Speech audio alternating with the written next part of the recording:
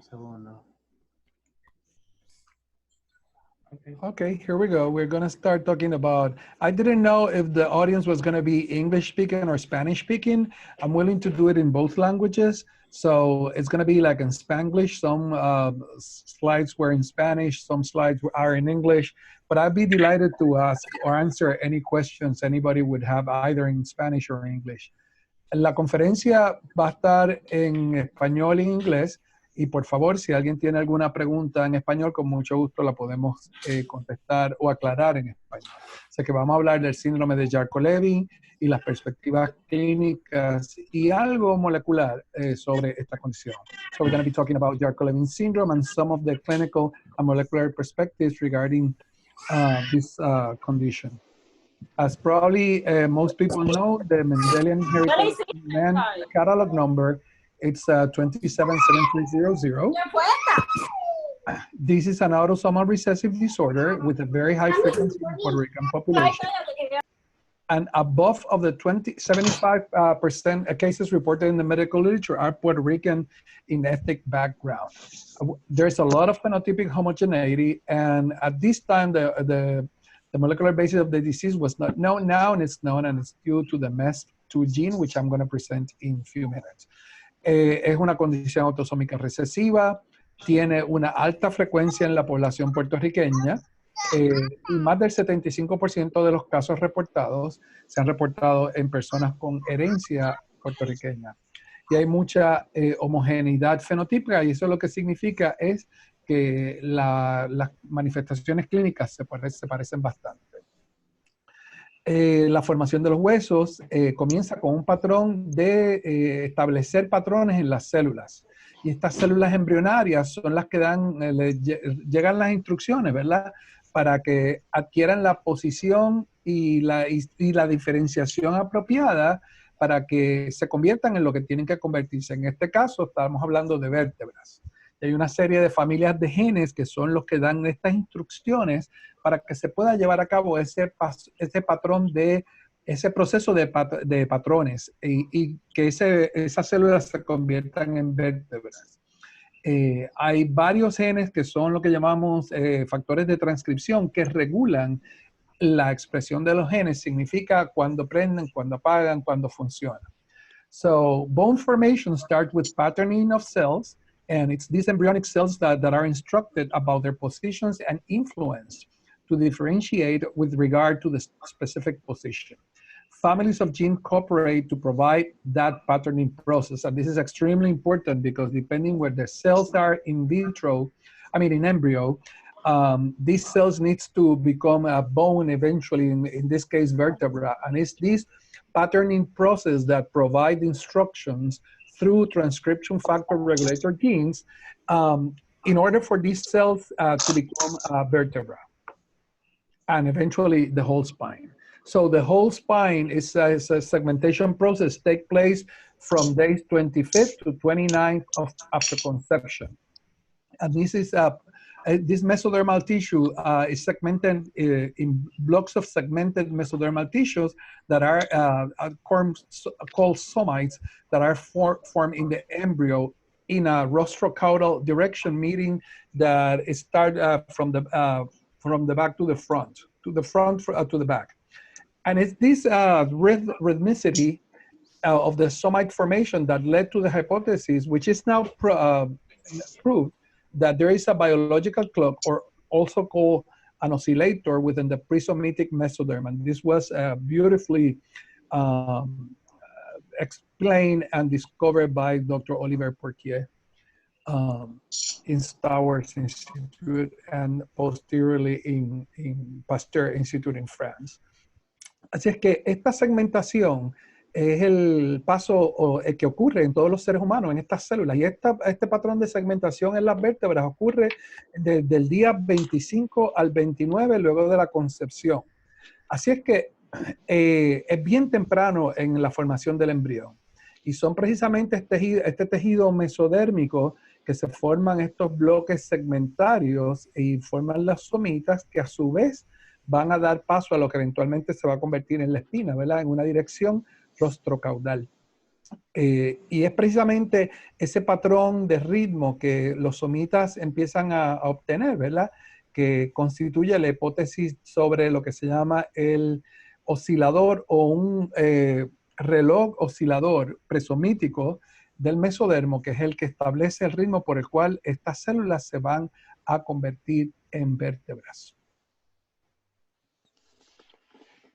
This oscillator is thought to regulate segmentation by triggering activation of the notch, FGF, and Wnt signaling pathway. And it's very important to know that some of these segmentations defects have been described in genes that affect the notch signaling pathways, such as the DLL3 and the MES2 and the lunatic fringe genes. And as a matter of fact, most Puerto Ricans have mutation within the MES2 as the etiology for their Charcot-Levin phenotype. And when I talk about a phenotype, I'm talking about the clinical manifestations. And these are the three pathways that are involved in the somite boundary formation. Este reloj oscilador regula la segmentación por el cual hay tres patrones o tres caminos de señales, ¿verdad? Uno se conoce como notch, otro como el FGF, que significa Fibroblast Growth Factor, y el Wnt Signaling Pathway. Y estos patrones son los que van a establecer la formación de las vértebras. Y obviamente cualquier gen que tenga que ver con estos tres patrones, ¿verdad? El notch, el FGF y el Wnt, cualquier mutación en esos genes o en los genes que están dentro de esa ruta van a alterar la formación y la segmentación, y va a crear defectos de segmentación y de formación vertebral, incluyendo los genes de LL3, el MES2, que es el responsable de la inmensa mayoría de los pacientes con el fenotipo de displasia espondilotorácica en población puertorriqueña, y también el lunatic fringe. Estos son los rayos X anteroposteriores demostrando los clásicos hallazgos de Charcot-Levin syndrome. Y muchas personas me preguntan que es difícil hacer el diagnóstico. Realmente no es difícil. Todo lo que hace falta es una placa de pecho o rayo o espina, ¿verdad? Anteroposterior en la etapa neonatal, donde usted puede ver la unión en la parte costal, ¿verdad? Donde todas las vértebras se fusionan y abren en forma de abanico. Y también usted puede ver los múltiples defectos de formación y segmentación que están en las vértebras, dándole una apariencia casi como de piedritas en la playa a esa espina dorsal. This is the classical X-ray, anteroposterior X-rays that it's all you need in order to make a diagnosis of Charcot-Levin syndrome. And as you can see, these are the multiple vertebral anomalies that almost look like pebbles in the beach. And this segmentation... Discúlpame, ellos no lo están viendo. ¿No? Yo no estoy viendo la gráfica. Are you watching this? Are you seeing the video? Yo no lo estoy viendo. No, pero no tengo... Discúlpame. Jorge, Yeah, I see. ¿me oyes? Sí. ¿Se está viendo bien? Yes. Okay, I'm sorry. Es que Evelio stopped me because he's not watching the and we want to be sure that you are watching the slides. Anyway, the X-rays shows the classical vertebral segmentation and formation defect that almost give the appearance of pebbles in a beach to the vertebral spine. And also you can see the fusion of all the ribs and then opening in this fan-like appearance that it was what give a very, very low aspect in the posterior aspects of the thorax, and then the anterior aspect of the thorax open and looks much more larger. And this is the classical Charcot-Levin syndrome, particularly the spondylothoracic dysostosis. If you're talking, because there are many questions and I received many x-rays about, if this is Charcot-Levin. Well, depends what you mean by Charcot-Levin. What Charcot and Levin initially described in 1937 was this kind of abnormality, this kind of skeletal dysplasia. However, since then, many authors have included some other skeletal dysplasia phenotypes within the Charcot-Levin conundrum. such as spondylothoracic dysostosis. Sometimes they even call Charcot-Levin syndrome to other segmentation vertebral defects that are not either spondylocostal or spondylothoracic.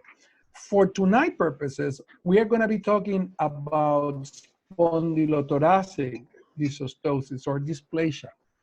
And only that, because this is what is very prevalent in Puerto Rican population. This is the phenotype that I'm very familiar with. Also, I mean, we have seen also spondylocostal, which are a much milder phenotype, but this is the classical Puerto Rican spondylothoracic dysplasia or dysostosis. Esta es la clásica presentación de los pacientes con Charcot-Levin y con el subtipo espondilothorácico. Este es el tipo de anomalías que describió Charcot y Levin en 1937 cuando describieron el síndrome por primera ocasión. Sin embargo, desde el 37 en adelante, muchos otros autores han descrito bajo el nombre de Charcot-Levin muchas anomalías esqueletales o muchas displasias esqueletales que no necesariamente son displasia espondilothorácica o disostosis espondilothorácica, como les quieran llamar, sino se están refiriendo a displasia o disostosis espondilocostal o inclusive a otras anomalías de defectos de segmentación y o formación en la espina o en las vértebras que lo están incluyendo dentro de ese fenotipo Charcot-Levin. This is the first time that a reconstructive three-dimensional CT of the thorax of a patient with spondylothoracic dysostosis was published in the medical literature. This was published in American Journal of Medical Genetics, and as you can see, what it's striking in this CT scan reconstruction is you can see that the posterior aspect of the thorax of a patient with Charcot-Levin has a severe fusion with all these bone formation, almost looking like a wall of bone in the back. The other significant and striking finding here is that you can see that it's a severe shortening of the spine, but also you can barely recognize each vertebra. It'll almost look like it's all fused together. The part that is less affected of this spine is the sacroiliacal part of the spine, which is a little bit less affected in most patients with Charcot-Levin. En esta diapositiva pueden ver una foto de un CT scan de tórax reconstructivo tridimensional y fue la primera vez que se publicó en la literatura médica. Lo publicamos en el American Journal of Medical Genetics y usted puede ver dos cosas significativas. Una, la fusión extensa que ocurre en la parte posterior del tórax de los pacientes que tienen displasia espondilothorácica. Y la otra que llama mucho la atención es el acortamiento significativo de la espina y también la pobre diferenciación vertebral que hay en esa espina. Casi toda está fusionada y usted no puede distinguir una vértebra de otra, excepto en el área sacroilial, que usted puede ser que se vea un poco más definición y menos defectos. Y eso es clásico de los pacientes que tienen Charcot-Levin.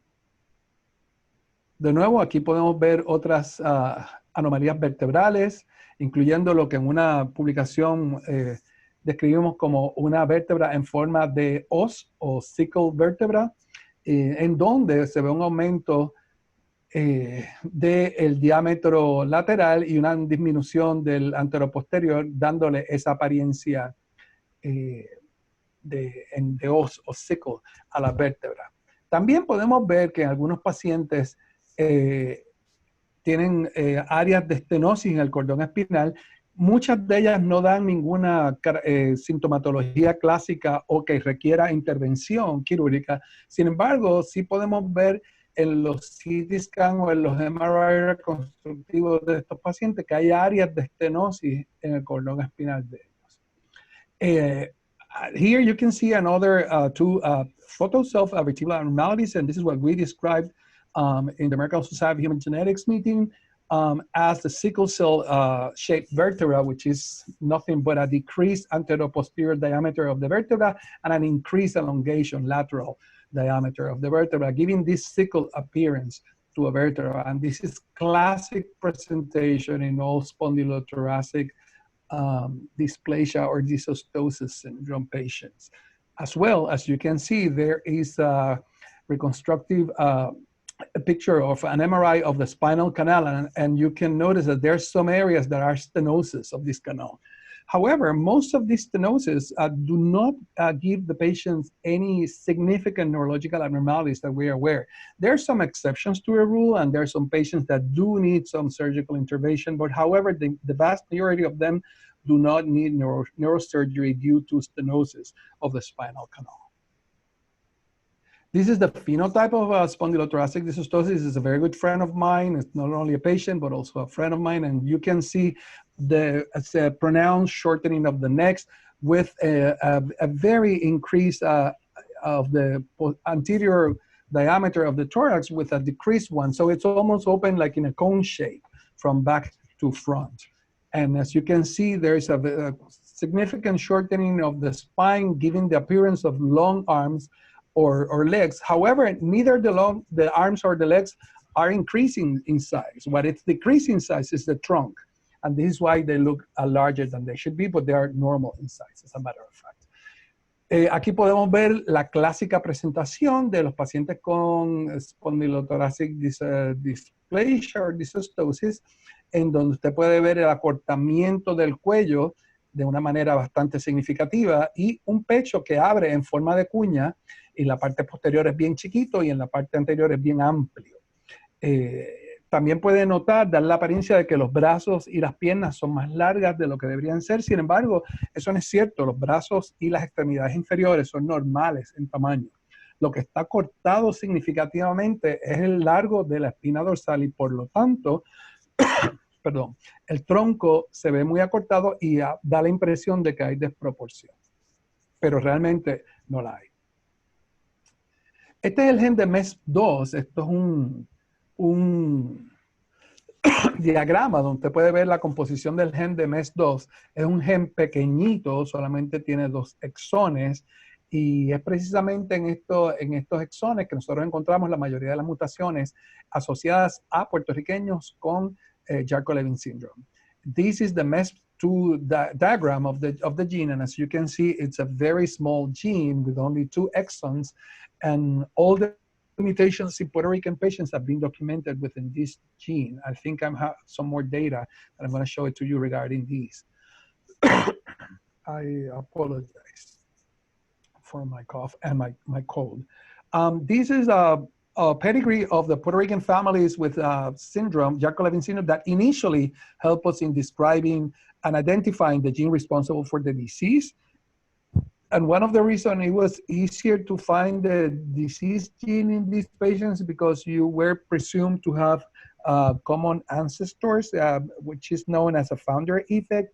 And so forth, you are looking for homozygosity linkage. And we studied the DNA of these parents and these families and patients. And this is what prompted us with the Stowers Institute to identify MESP2 as the gene responsible for the disease or the phenotype in Puerto Rican population. Este es el familigrama o pedigrí, análisis de las familias de Charcot-Levin que usamos inicialmente para identificar el gen responsable de Charcot-Levin. Y fue en esto que pudimos identificar, ¿verdad? Asumimos que todos tenían un ancestro en común y eso se llama un efecto fundador y por lo tanto cuando hay efectos fundadores es un poco más fácil poder hacer linkage mapping o ligamiento o establecer por ligamiento dónde está la localización del gen y secuenciar el gen. Y eso fue lo que hicimos.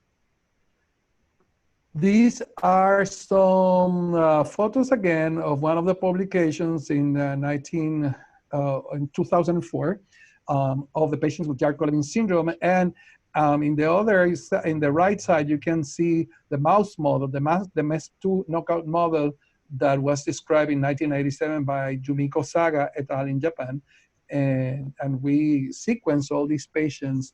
This is the picture of that mouse is what gave us the idea that MES2 could have been a possible candidate to identify the cause of Charcot-Levin syndrome in our population. Because if you compare, you can see this fanning fusion at the beginning, the insertion of the of the ribs, and then the fanning out of the ribs, which is exactly the same or very similar, both in mouse knockout models of the MESP2 gene and in patients with MESP2 of Puerto Rican descendant.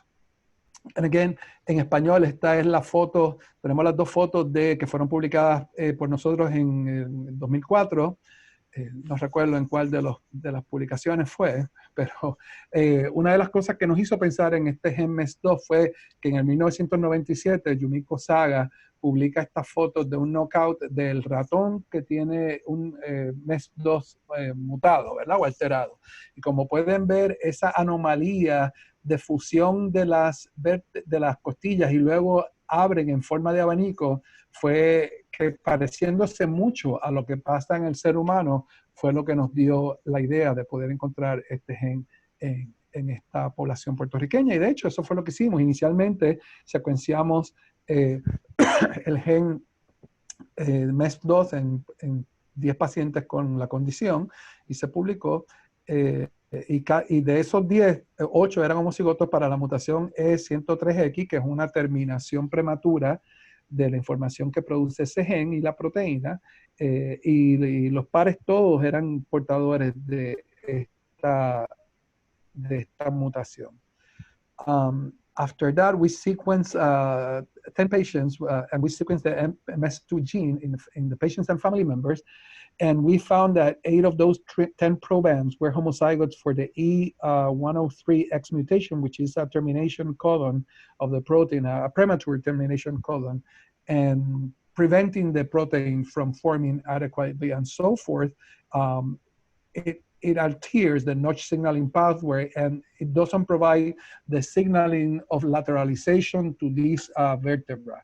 And this is a vertebra that is lost because it doesn't have the information on what is their lateral side. And as a protection mechanism, after that, this is why they fuse themselves. Remember that the ribs and the vertebra, what they do is to protect the lungs and the thorax and the heart. This is the protection. This is what basically the bones of the thorax do. So in an attempt to still protect those lungs and heart, they fuse together. However, the problem is that when they fuse together, they impede the patients or alter the intercostal expansion and muscle function for proper respiration, causing clinical abnormalities. Como pueden ver en la secuenciación del gen, identificamos la mutación E103X en casi todos, 8 de los 10 pacientes, y los padres eran portadores, y esto es lo que hace que esa proteína no sea funcional, y por lo tanto la vértebra pierde la información de cuál es su parte lateral, y eso hace que se fusionen entre sí. ¿Por qué? Porque la función de los huesos del tórax es proteger a los pulmones y al corazón, y en una medida de sobrevivencia, me imagino, se fusionan esas costillas todas en esas vértebras. El problema de esto es que al hacerlo protegen el corazón y los pulmones, pero impiden o limitan la expansión de los músculos intercostales, y los pacientes tienen creando serios problemas respiratorios en estos pacientes. Así que en conclusión de la parte molecular, homozygosity for the in conclusion for the molecular component, homozygosity for the MES2 E103X mutation causes STD and it's a common mutation in patients of Puerto Rican ancestry. As a matter of fact, since then, we have continued to sequence many patients with Yarcolevin, and over 92% of them has homozygote. They are homozygote for the E103X mutation. There are some other mutations, not only the 2 that I'm going to describe here, but that we have identified in the last 10 or 12 years.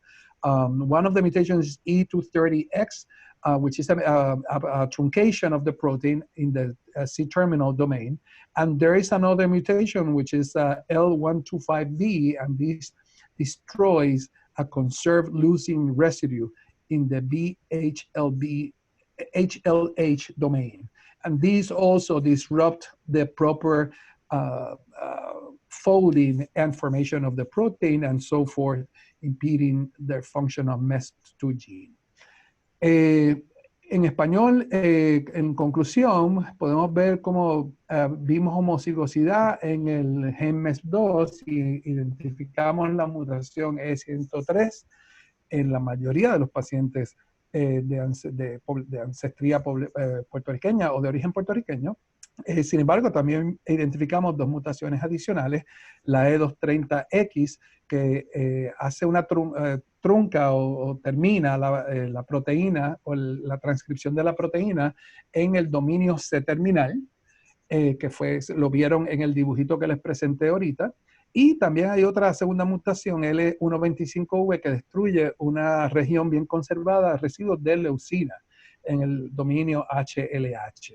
Y todas estas mutaciones, junto con las que hemos identificado en los últimos 12 años, tenemos más de 12 mutaciones responsables por el fenotipo de Yarko-Levin. We have identified over 12 different mutations responsible for the Yarko-Levin phenotype in Puerto Rican population since this was published initially in 2004.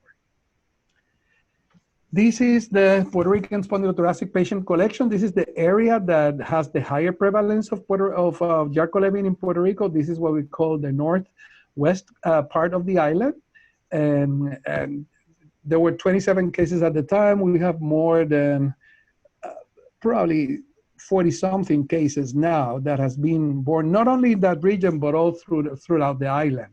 I would say that this is a pan-island disease, and still Puerto Rico have the highest incidence or prevalence of the disease in the world. However, this is a pan-ethnic disorder. So we have patients, or we have been consulting patients from Israel, from Africa, from Palestine, from other places in South America, such as Argentina, Brazil, Mexico, etc. So this is a disease that you can see in a much lower prevalence all around the world. And of course, in the United States. Esta es una foto donde está la mayor incidencia o prevalencia de Yarko-Levin en población puertorriqueña. Es la costa noroeste de la isla de Puerto Rico. Sin embargo, desde entonces hemos sido consultados y sabemos de pacientes no solamente en todo Puerto Rico, sino en muchas partes del mundo. Hemos sido consultados con pacientes en Israel, en Palestina, en Turquía, en África, en Norte y Suramérica, y al igual que en Estados Unidos. Por supuesto, la prevalencia de esta enfermedad en esos países es más baja que la de Puerto Rico.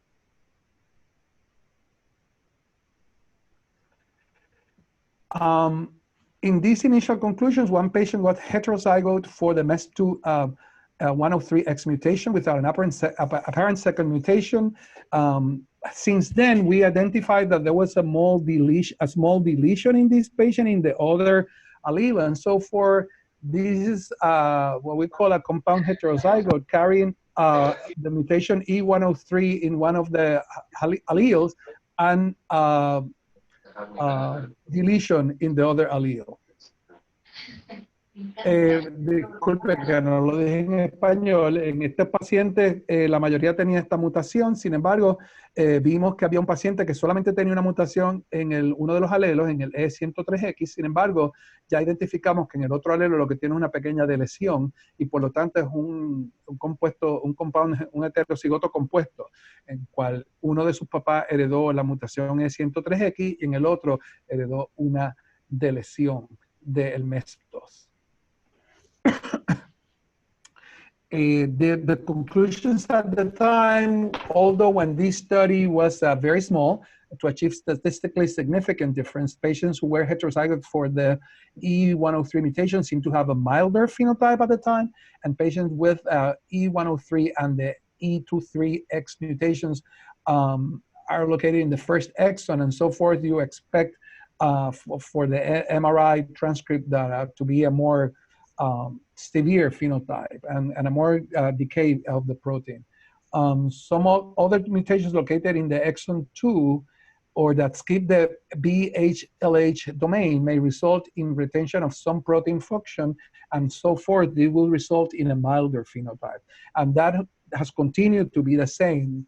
Mutations who are in the first exon tend to present a more severe phenotype, meaning a more restriction of the thorax, more respiratory complications in the patients than if you have a mutation in exon 2. En español, los estudios, aun cuando esto es un estudio pequeño, ¿verdad? Nos ha dado la oportunidad de poder caracterizar qué significa estas mutaciones en la parte clínica de los pacientes. Y, por ejemplo, los pacientes que tienen mutaciones en el exón 1, como afecta mucho más la expresión de la proteína, tienden a tener una presentación clínica más severa que los pacientes que tienen mutaciones en el exón 2. Y esto se ha sostenido aún en las mutaciones que hemos encontrado posteriormente a estos estudios. Estos son algunos de mis colaboradores en este estudio inicial. These are some of my collaborators, particularly in the initial phase of the study, although I have continued to do this with Ponce Health Sciences University Molecular Lab, my lab there, and the St. Jorge Children's Hospital Clinical Research Center. And we have continued to characterize not only the molecular, but the clinical components of this disease. So I always finish my presentations with a phrase from Eugenio María de Hostos, which I believe is one of the greatest Puerto Ricans ever. And this phrase says, pon todas las fuerzas de tu alma en cada uno de los actos de tu vida. And in English, that would be something like, put all the forces or all the strength of your soul in every single act of your life. I think this is the last